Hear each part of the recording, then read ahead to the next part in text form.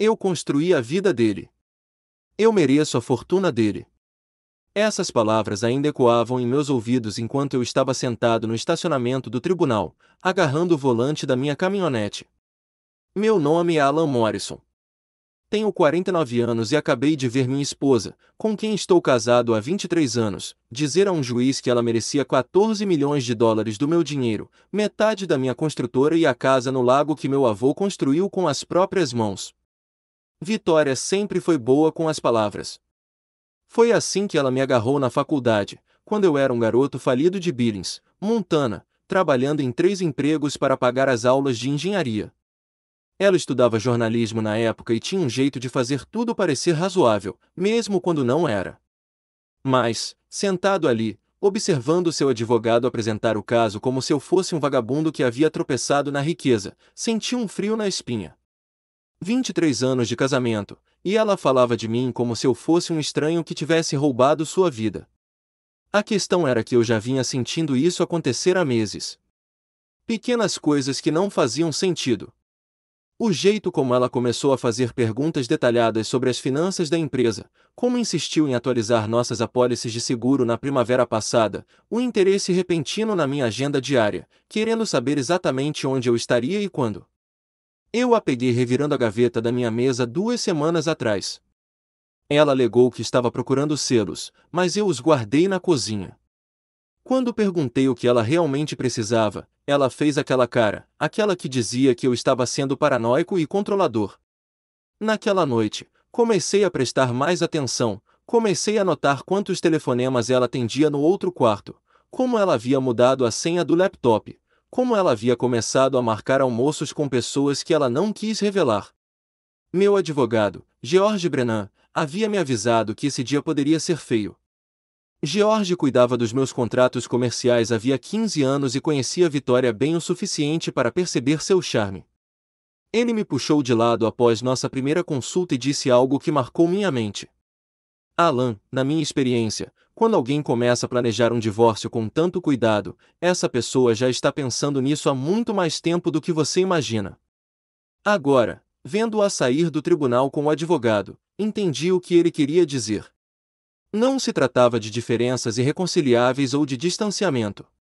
Era algo calculado. Ela queria tirar tudo que eu havia construído e me deixar apenas com as roupas do corpo. Vitória entrou no seu BMW prata, o mesmo que eu tinha comprado para ela no Natal passado, e foi embora sem olhar para trás. Ela não fazia ideia do que a esperava naquela pasta de papel pardo no meu banco do passageiro. Algumas traições você prevê, outras te atingem como um trem de carga. Mas as piores são aquelas em que você percebe que foi enganado por anos e que era confiante demais para perceber o jogo. Comecei a Morrison Construction logo depois de sair da faculdade com uma caminhonete velha e uma caixa de ferramentas que meu pai me deu. Vitória estava lá desde o começo, ou pelo menos eu achava que estava. Ela me trazia café nos canteiros de obras, me ajudava a organizar faturas na mesa da cozinha, posava para fotos quando conquistávamos nosso primeiro grande contrato comercial. Naquela época, ela parecia orgulhosa do que estávamos construindo juntos. Ela contava aos amigos como eu tinha começado do zero e progredido para empreendimentos residenciais e depois, para projetos comerciais. Quando conseguimos o contrato para construir o novo centro médico no centro de Billings, ela deu uma festa e garantiu que todos soubessem que seu marido era o homem por trás da Morrison Construction. Mas em algum momento, as coisas mudaram. Eu estava ocupado demais expandindo o negócio para perceber quando ela parou de perguntar sobre projetos ou comemorar nossas vitórias. Focada demais em garantir o nosso futuro para perceber que ela havia começado a enxergar meu sucesso de forma diferente. Nunca tivemos filhos. Vitória disse que não estava pronta e, mais tarde, alegou que o negócio ocupava muito do meu tempo para que pudéssemos ser pais de verdade. Lamentei essa decisão por anos, me perguntando se os filhos poderiam ter nos dado algo mais forte para construir do que apenas dinheiro e conveniência. Meus pais morreram com 2 anos de diferença, quando eu tinha pouco mais de 40 anos. Meu pai teve um ataque cardíaco, e minha mãe faleceu 6 meses depois, como se não suportasse ficar sem ele. Eles me deixaram a casa do lago e 16 hectares no Lago Flathead, terra que pertencia à nossa família desde a década de 1940.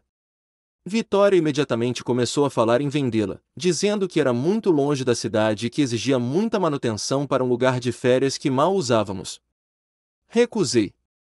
Aquela terra significava algo para mim, representava algo sobre minha origem e o que minha família havia construído.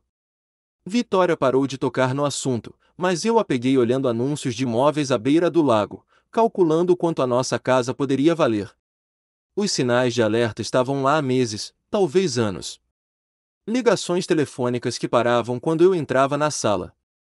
Contas de almoços em restaurantes caros que ela alegava serem com amigos da faculdade que eu nunca tinha conhecido.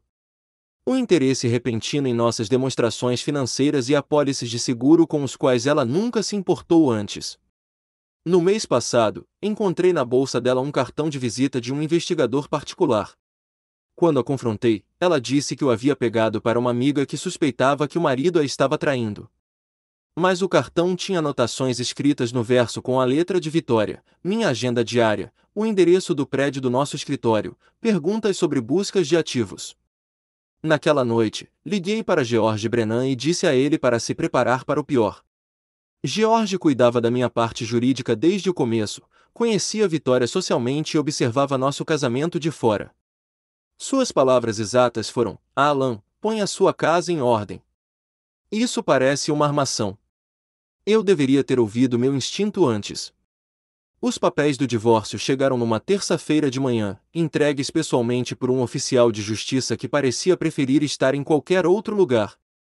Vitória havia se mudado no fim de semana anterior, alegando que precisava de espaço para pensar. Ela levará suas roupas, suas joias e o BMW prateado, deixando para trás 23 anos de casamento como se não passassem de um contrato de aluguel que ela decidirá não renovar. Sentei-me à mesa da cozinha, lendo as exigências que o advogado dela havia apresentado, e senti algo frio e definitivo se instalar no meu peito. Ela não estava pedindo metade de tudo. Exigia partes específicas da minha vida, calculadas até o último centavo, 14 milhões de dólares em dinheiro e bens, 50% da Morrison Construction, da casa no lago e de todos os 16 hectares de terra da família. Pensão alimentícia de 15 mil dólares por mês durante 10 anos, e até mesmo os direitos de uso do nome Morrison para seu planejado negócio de design de interiores. Ela tinha feito a lição de casa. Cada exigência tinha como objetivo destruir o que eu havia construído ou me forçar a pagar para que ela ficasse com aquilo. A exigência da casa no lago foi a que mais me doeu. Ela sabia que aquela terra era sagrada para mim, sabia que eu lutaria mais para mantê-la do que qualquer outra coisa, o que significava que ela provavelmente a trocaria por algo que desejasse mais. Mas o que realmente me marcou foi o cronograma. De acordo com o processo, ela vinha planejando isso há 8 meses. 8 meses sentada à minha frente no jantar, dormindo na mesma cama, fingindo que estávamos resolvendo nossos problemas enquanto ela documentava sistematicamente todos os meus bens. Liguei para o George imediatamente. Ela quer tudo, disse-lhe. Eu sei, disse ele. Recebi uma cópia esta manhã. Alan, este não é um processo de divórcio normal. É uma aquisição hostil disfarçada de dissolução do casamento. Quais são minhas opções? Limitadas se seguirmos as regras deles. Mas pode haver outra maneira. Naquela tarde, fui de carro até a casa do lago, sentei-me no cais que meu avô havia construído, admirando a água que estava na minha família há 3 gerações. Vitória nunca havia entendido por que aquele lugar era importante para mim. Para ela, era apenas um imóvel com uma bela vista. Pensei nos primeiros anos, quando íamos até lá nos fins de semana e ela parecia realmente feliz.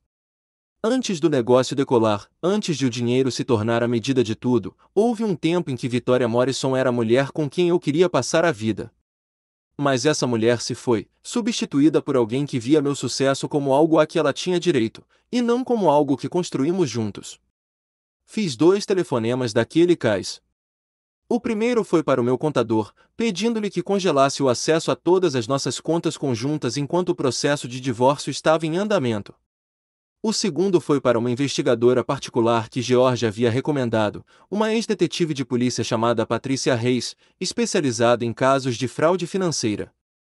Se Vitória quisesse jogar duro, eu lhe daria um jogo que ela nunca esqueceria. A água estava calma como vidro naquela noite, refletindo as montanhas como um espelho. Logo, Vitória descobriria que alguns reflexos mostram coisas que você preferiria não ver. Apresentei minha contra-resposta 2 semanas depois. George havia elaborado cuidadosamente. Não estávamos apenas nos defendendo das exigências de Vitória. Estávamos questionando a base delas. Como ela havia calculado o valor do meu negócio? Onde ela havia obtido os registros financeiros que havia citado? Quem a ajudar a avaliar o valor de ativos privados que não faziam parte do nosso patrimônio comum? A reação de Vitória foi rápida e cruel. Em 24 horas, recebi uma ordem de restrição alegando que eu a estava ameaçando.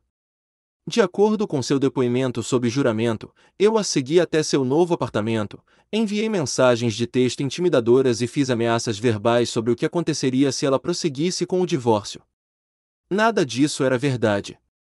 Eu tinha os registros telefônicos dela para provar, nenhuma mensagem ameaçadora, nenhum contato desde que ela se mudou.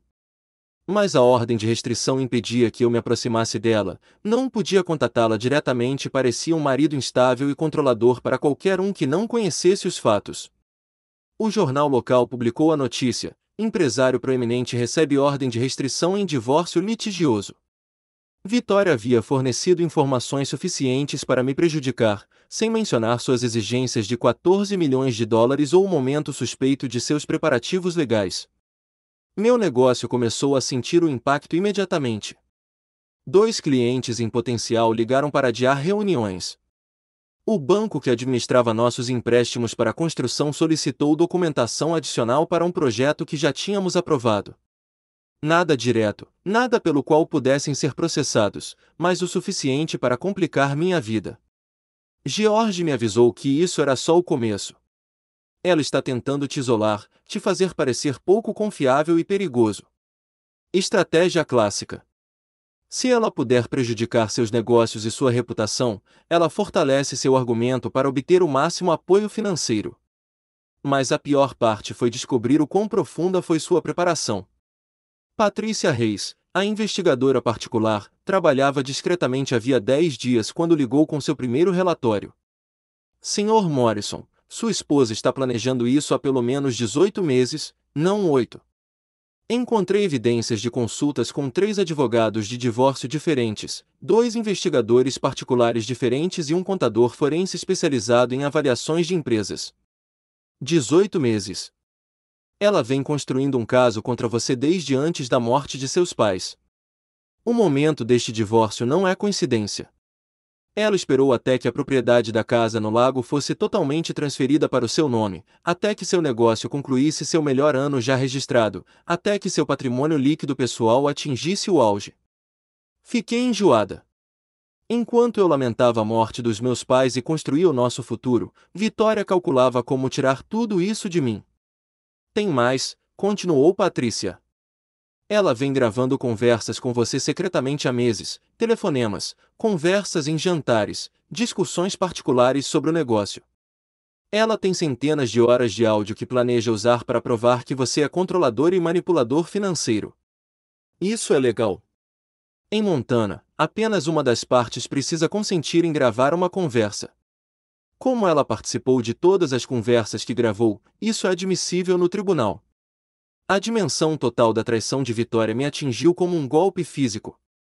Em cada conversa íntima, em cada discussão particular sobre o nosso futuro, em cada momento em que pensei que estávamos sozinhos, ela reunia evidências para usar contra mim. Naquela noite, sentei-me na minha casa vazia e percebi que não estava apenas lutando contra um processo de divórcio.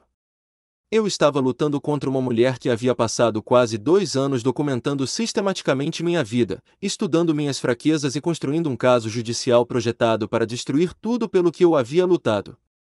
Ela havia transformado nosso casamento em uma missão de reconhecimento.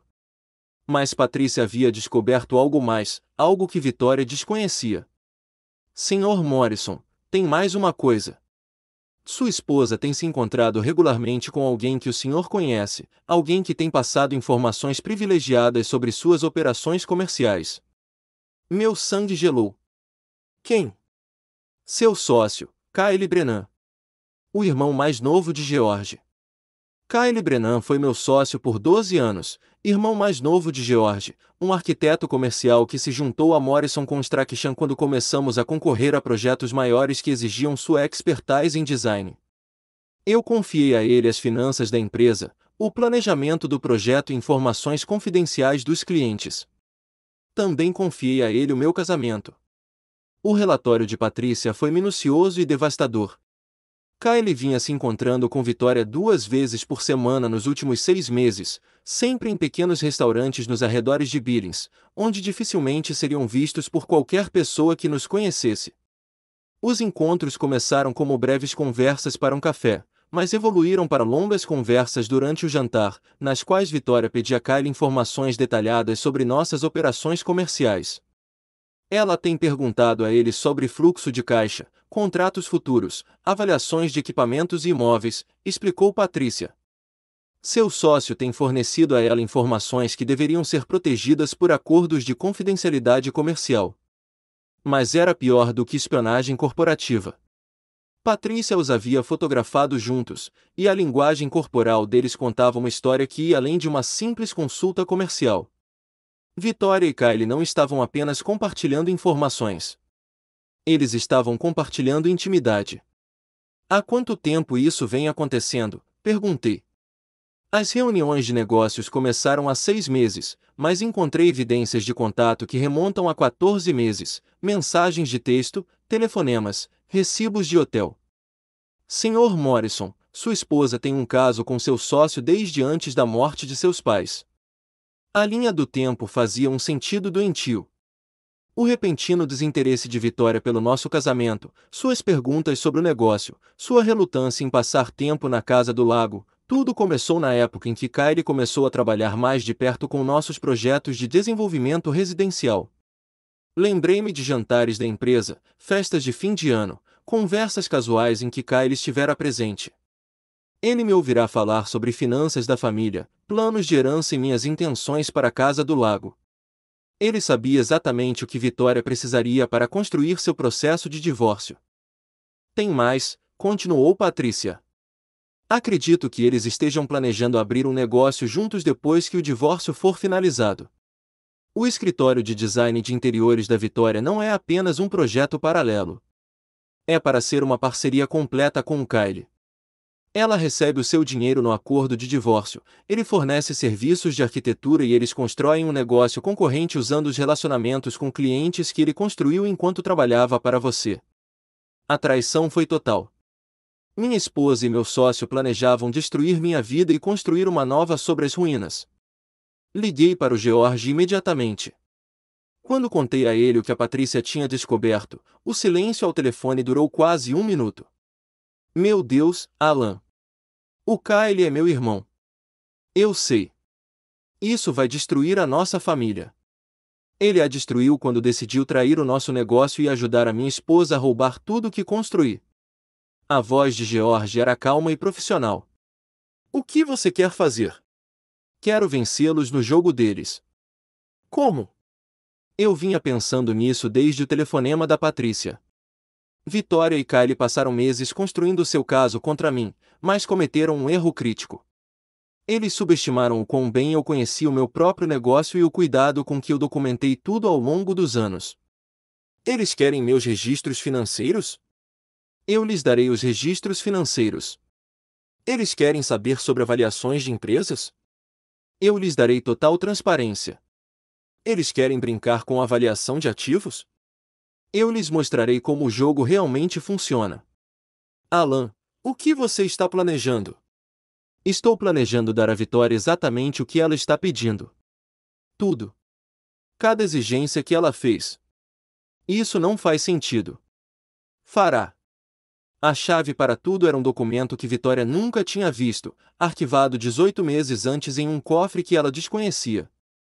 Após a morte dos meus pais, reestruturei a Morrison Construction para protegê-la exatamente do tipo de ataque legal que Vitória estava preparando. Trabalhando com um advogado corporativo de Denver, criei uma estrutura empresarial complexa que separava os ativos valiosos da empresa de seu passivo operacional. O Alan Morrison, que detinha 51% da Morrison Construction, era tecnicamente apenas um funcionário da Morrison Holdings, uma sociedade de responsabilidade limitada de Montana que detinha os imóveis, equipamentos e propriedade intelectual que tornavam o negócio da construção valioso. A Morrison Holdings era controlada pelo Morrison Family Trust, que eu havia criado com a herança dos meus pais. Vitória poderia exigir metade da participação de Alan Morrison na Morrison Construction, mas essa participação valia apenas cerca de $200 mil em equipamentos e contratos vigentes. O valor real, o terreno, os prédios, o maquinário pesado e os relacionamentos com clientes estabelecidos, pertencia a entidades sobre as quais ela não tinha direito legal.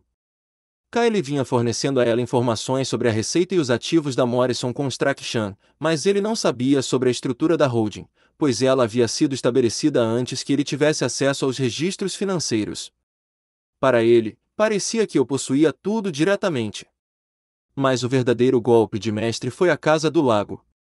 3 meses após a morte dos meus pais, transferi a propriedade para o Morrison Family Trust com uma cláusula específica. Ela jamais poderia ser vendida ou transferida para fora da linhagem familiar. Se meu casamento terminasse sem filhos, a propriedade acabaria passando para os filhos do meu primo no Colorado. Vitória poderia exigir a Casa do Lago no divórcio, mas eu literalmente não tinha autoridade legal para dá-la a ela. Os documentos do fundo tornavam isso impossível. Patrícia tinha me ajudado a reunir evidências do caso de Vitória com Kyle, mas eu não planejava usá-las como vingança. Eu planejava usá-las como vantagem. Eis o que vai acontecer, eu disse a George no dia da audiência final. Vou dar à Vitória tudo o que ela está pedindo, $14 milhões, metade da Morrison Construction, pensão alimentícia, tudo. Alan, você não pode pagar isso. Eu não posso deixar de pagar. Quando o juiz lhe conceder esses bens e ela tentar recebê-los, descobrirá que a maior parte do que lhe foi prometido não existe na forma que ela imagina. O negócio do qual ela fica com metade não vale quase nada. O acordo em dinheiro vem de contas controladas pelo fundo, não por mim pessoalmente. O que acontece então? Então eu ofereço a ela uma escolha. Ela pode passar os próximos 5 anos no tribunal tentando quebrar o traste e desafiar a estrutura empresarial, gastando centenas de milhares de dólares em honorários advocatícios sem garantia de sucesso. Ou ela pode aceitar um acordo em dinheiro razoável e ir embora. Quanto? $2 milhões. O suficiente para ela recomeçar. Não o suficiente para destruir o que eu construí. George ficou em silêncio por um momento. E o Kyle? O contrato de sociedade do Kyle tem uma cláusula de moralidade. Se for descoberto que ele violou seu dever fiduciário para com a empresa ou se envolveu em comportamento que prejudique a reputação da Morrison Construction, ele pode ser comprado pelo valor contábil com aviso prévio de 30 dias. O caso é uma violação de seu dever fiduciário, visto que ele estava compartilhando informações comerciais confidenciais com alguém que pretendia usá-las contra a empresa. Patrícia tem provas suficientes para provar isso no tribunal. O plano era elegante e brutal. Vitória e Kyle passaram meses construindo uma armadilha para mim, mas a construíram usando informações incompletas. Agora eles iriam descobrir o que acontece quando você tenta roubar algo que não pertence à pessoa de quem está roubando. O tribunal estava lotado quando o juiz Harrison anunciou o nosso caso. Vitória estava sentada à mesa da autora, usando um vestido preto que provavelmente custava mais do que o aluguel mensal da maioria das pessoas, projetando a imagem de uma esposa injustiçada que sacrificou tudo pelo sucesso do marido. Seu advogado, um homem elegante de Missoula chamado David Walsh, apresentou o caso com precisão teatral. Vitória havia construído a vida de Alan Morrison, argumentavam. Ela havia apoiado seus empreendimentos comerciais, administrado a casa deles e sacrificado suas próprias ambições profissionais pelo sucesso dele. Agora, ela tinha direito à metade de tudo que haviam construído juntos. Quando o juiz Harrison perguntou se eu contestava alguma das exigências de Vitória, surpreendi a todos na sala. Não, meritíssimo, concordo com todas elas. Vitória virou a cabeça bruscamente para mim. Seu advogado parecia confuso. Até George pareceu surpreso. O senhor concorda com o acordo de 14 milhões de dólares? Perguntou o juiz Harrison. Sim, meritíssimo. Metade da Morrison com Strachan. Sim, meritíssimo. A propriedade da casa no lago? Sim, meritíssimo.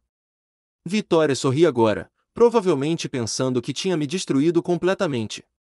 Kyle, sentado na galeria atrás dela, parecia presunçoso. O juiz Harrison revisou os termos mais uma vez e assinou o decreto de divórcio. Sr. Morrison, o senhor tem 60 dias para cumprir as transferências de propriedade e os acordos financeiros. Foi então que peguei minha pasta e tirei uma pasta de papel pardo. Meritíssimo, há um documento adicional que gostaria de apresentar para registro. Entreguei a pasta ao oficial de justiça, que a passou ao juiz Harrison. Dentro estavam os documentos da estrutura societária da Morrison Holdings, a documentação do fundo fiduciário para as terras da família e o relatório investigativo de Patrícia documentando o caso de Vitória e a violação do dever fiduciário por Kyle. O juiz Harrison leu por vários minutos enquanto o tribunal permanecia em silêncio. O sorriso de Vitória desapareceu ao ver a expressão dele mudar. Sr. Morrison, disse o juiz finalmente, parece que os bens que sua esposa recebeu podem não estar acessíveis da maneira que ela esperava. Isso mesmo, meritíssimo, mas estou disposto a honrar o espírito do acordo com uma proposta revisada. Virei-me para encarar Vitória diretamente. 2 milhões de dólares em dinheiro, e você se livra de todo o resto. Aceite ou passe os próximos 5 anos do tribunal. Seu rosto ficou branco. O advogado de Vitória solicitou um recesso imediato para analisar os documentos que eu havia enviado. Quando retornaram ao tribunal 30 minutos depois, Vitória parecia ter envelhecido 10 anos. A atitude confiante de Walsh havia evaporado completamente. Meritíssimo, disse Walsh, meu cliente gostaria de aceitar a proposta de acordo revisada do Sr. Morrison. O juiz Harrison olhou para Vitória. Senhora Morrison, a senhora entende que está aceitando 2 milhões de dólares em vez dos 14 milhões de dólares concedidos anteriormente? A voz de Vitória era quase um sussurro. Sim, meritíssimo. Os papéis foram assinados naquela tarde. Vitória pegou seus 2 milhões de dólares e desapareceu de Billings em uma semana. Soube mais tarde que ela havia se mudado para Seattle, onde tentou abrir um negócio de design de interiores que faliu em 6 meses. A aquisição da participação de Kyle foi finalizada 3 dias após o divórcio. O valor contábil de sua participação na sociedade chegou a 87 mil dólares, consideravelmente menos do que os milhões que ele pensava estar ajudando Vitória a roubar. George conduziu a transação profissionalmente, mas eu sabia que isso destruía o relacionamento familiar deles. Kyle deixou Montana e nunca mais voltou. Naquele fim de semana, fui de carro até a casa do lago, sentei-me no cais do meu avô e assisti ao pôr do sol sobre as águas que permaneceriam na minha família por gerações. As montanhas refletiam-se perfeitamente na superfície calma, exatamente como quando eu era menino e aprendi a pescar com meu pai. A Morrison Construction prosperou sem a distração de um casamento fracassado e o desgaste da deslealdade de Kyle. Conseguimos 3 grandes contratos naquele outono e expandimos para o desenvolvimento comercial em todo o oeste de Montana. Nunca me casei novamente. Algumas traições ensinam coisas sobre confiança que não podem ser desaprendidas, mas construí uma vida boa, trabalho honesto, terras para a família e a satisfação de saber que, quando alguém tentou destruir tudo que eu havia construído, eu era forte e inteligente o suficiente para protegê-lo. Às vezes, a melhor vingança é simplesmente se recusar a ser destruído.